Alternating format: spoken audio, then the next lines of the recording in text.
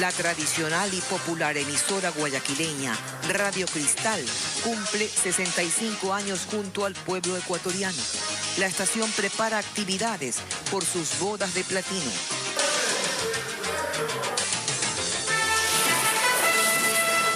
Las noticias.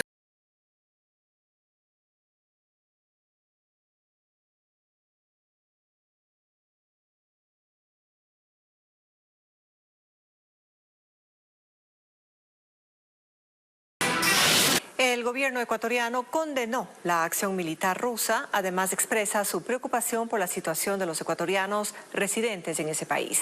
El presidente Lasso participa en una ceremonia militar en Parcayacu, al norte de Quito.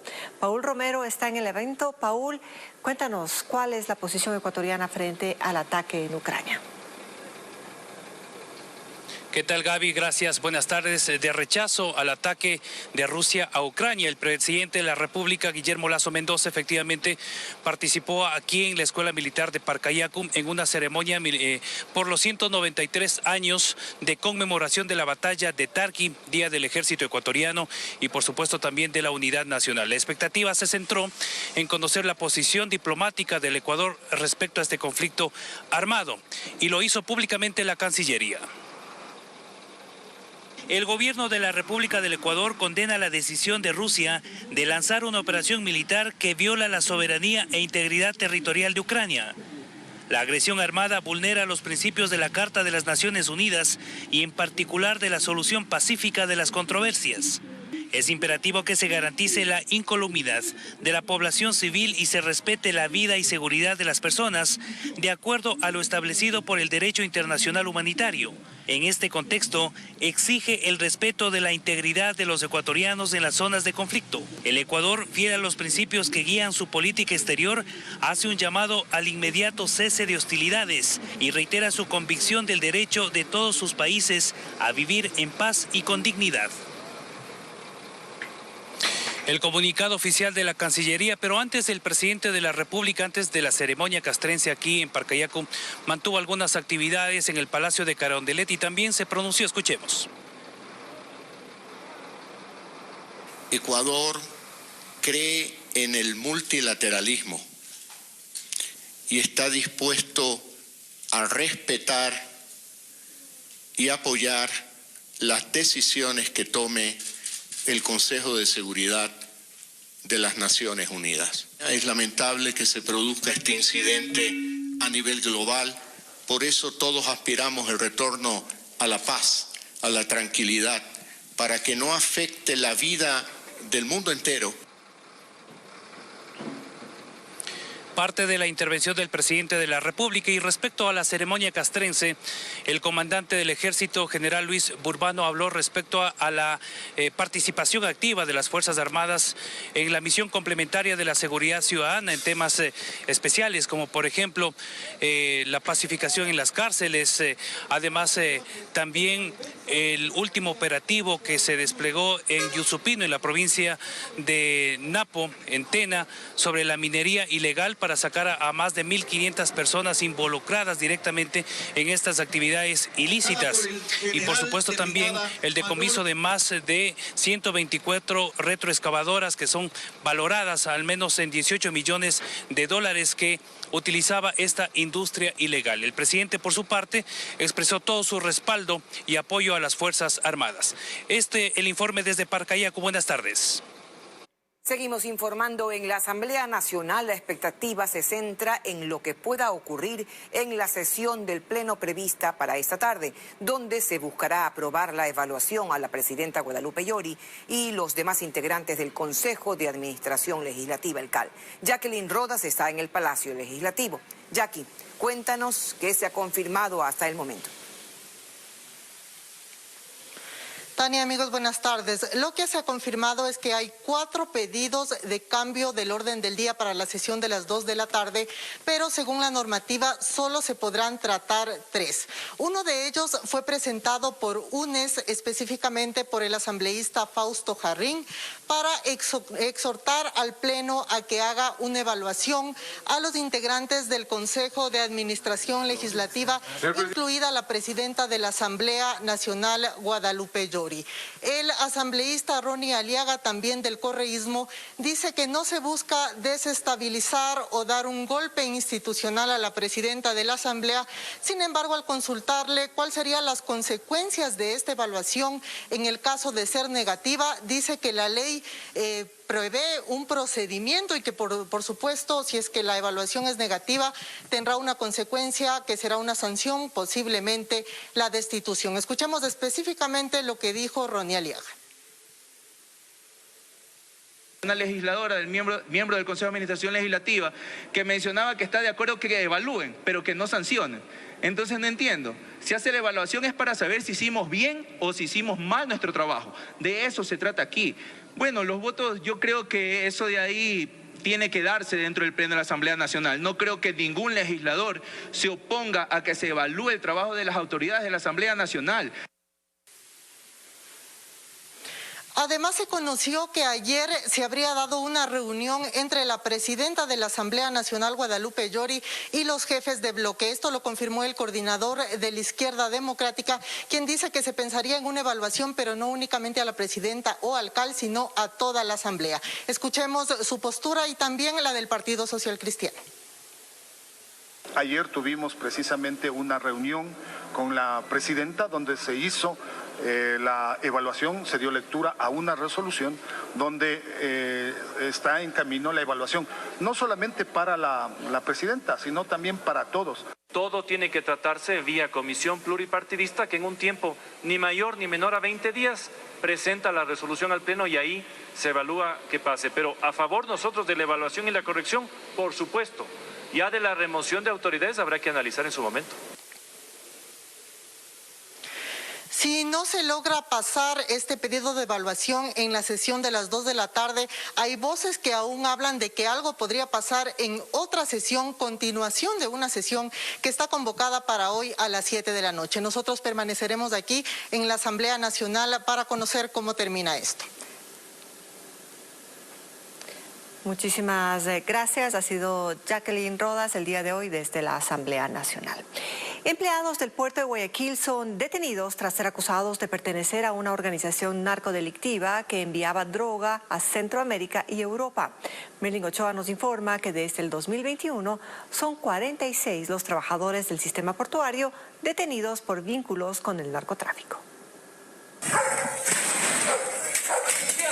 Fueron 6 allanamientos que realizaron en la provincia del Guayas para capturar a 8 personas. Según la policía, se trata de una estructura narcodelictiva que actuaba de manera articulada. Cada una cumplía un rol específico.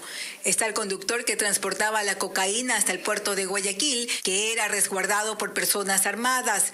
Dentro de la terminal estaban los técnicos expertos en contenedores refrigerados que ingresaban la droga, además de los operadores de grúa que subían la carga contaminada a los buques.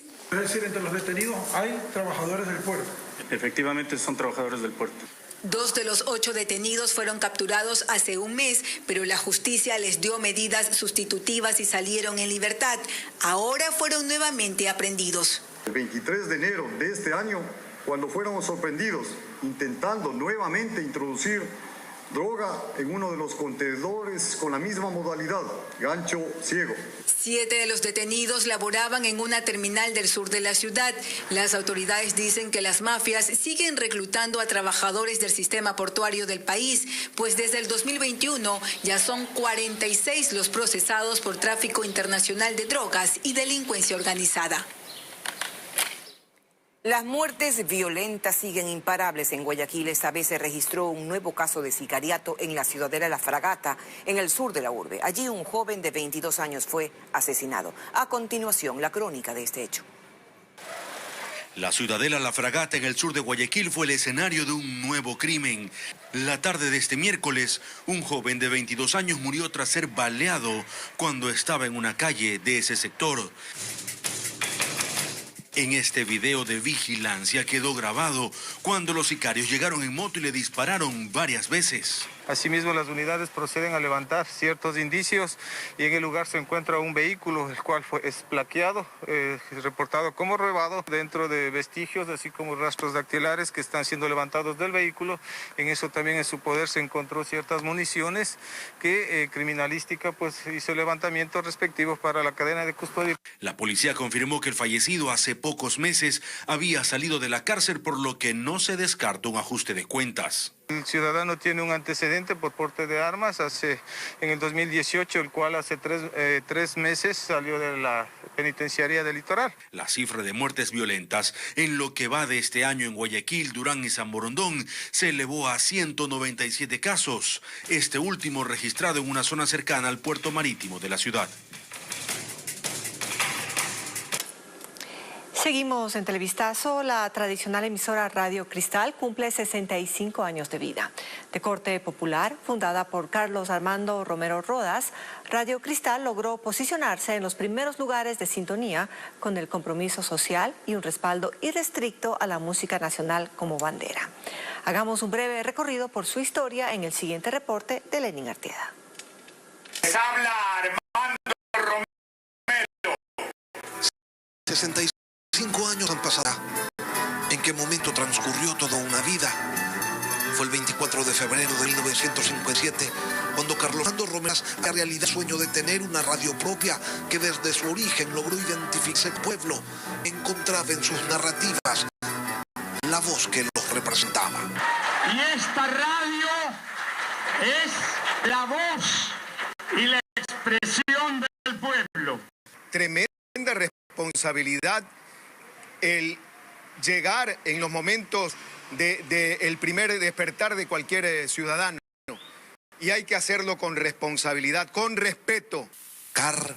Y una dedicación ya hubiera querido Dios para sus santos lo convertir a Radio Cristal en un ícono de la comunicación en el país en tiempos en los que no existía la televisión y eran las voces las responsables de mantener informado a un pueblo, de asistirlo en sus necesidades, de defender los derechos de la gente. En la dictadura Armando Romero, mi defensa de la libertad de expresión y de un colega, el de Atalaya, por ese pecado, por la defensa de la libertad y de su colega, Armando Romero fue llevado al García Moreno. Sus instalaciones en Guayanara, en el centro de Guayaquil, se convirtieron en el punto de encuentro de quienes no pierden la esperanza de conseguir un empleo, de ganarse algo que les permita continuar en ese ejercicio cotidiano de la supervivencia.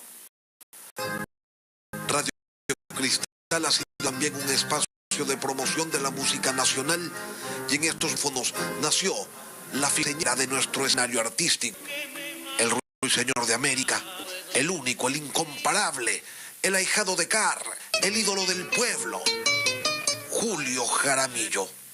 Los años han pasado y la modernidad plantea desafíos que en Radio Cristal son tomados en serio. A propósito de la pandemia tuvimos que aprender el Zoom, tuvimos que aprender en transmitir en Facebook Live, en fin, y todas estas plataformas han hecho que Radio Cristal expanda ese universo de que por sí era grande y nos enseñó que podíamos llegar más allá. Por eso, y porque mantienen su originalidad y credibilidad, permanecen en la preferencia de la audiencia porque está vivo su compromiso original de servicio a la ciudadanía, compromiso social. Es que 65 años después, Radio Cristal se viva, pisada con vientos de oyentes, nada en el corazón del pueblo.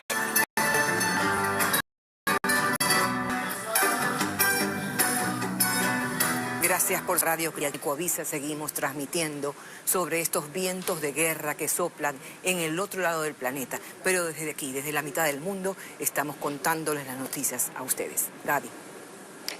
Así es, Tania. Estén atentos, amigos, a cualquier información en cualquier momento. Nos despedimos preocupados de lo que está pasando en Ucrania ante el ataque de Rusia.